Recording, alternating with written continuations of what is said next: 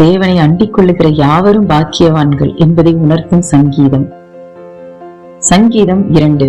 ஜாதிகள் கொந்தளித்து ஜனங்கள் விருதா காரியத்தை சிந்திப்பானேன். கர்த்தருக்கு விரோதமாகவும் அவர் அபிஷேகம் பண்ணினவருக்கு விரோதமாகவும் பூமியின் ராஜாக்கள் எழும்பி நின்று அதிகாரிகள் ஏகமாய் ஆலோசனை பண்ணி அவர்கள் கட்டுகளை அறுத்து அவர்கள் கயிறுகளை நம்மை விட்டு எரிந்து போடுவோம் என்கிறார்கள். பரலோகத்தில் வீற்றிருக்கிறவர் நகைப்பார், ஆண்டவர் அவர்களை இகழுவார்.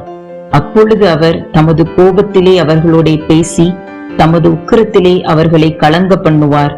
நான் என்னுடைய பரிசுத்த பர்வதமாகிய சீயோன் மீதில் என்னுடைய ராஜாவை அபிஷேகம் பண்ணி வைத்தேன் என்றார். தீர்மானத்தின் விவரம் சொல்லுவேன்.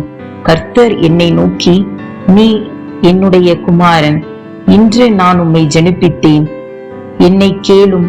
அப்பொழுது ஜாதிகளை உமக்கு சுதந்திரமாகவும் பூமியின் எல்லைகளை உமக்கு சொந்தமாகவும் கொடுப்பேன். இருப்பு கோலால் அவர்களை நொறுக்கி குய களத்தை போல் அவர்களை உடைத்து போடுவீர் என்று சொன்னார். இப்போதும் ராஜாக்களே உணர்வடையுங்கள், பூமியின் நியாயாதிபதிகளே எச்சரிக்கையாயிருங்கள். பயத்துடனே கர்த்தரை சேவியுங்கள், நடுக்கத்துடனே களி கூறுங்கள். குமாரன் கோபம் கொள்ளாமலும் நீங்கள் வழியிலே அழியாமலும் இருக்கும்படிக்கு அவரை முத்தம் செய்யுங்கள். கொஞ்ச காலத்திலே அவருடைய கோபம் பற்றி எரியும். அவரை அண்டிக் கொள்ளுகிற யாவரும் பாக்கியவான்கள். ஆமென்.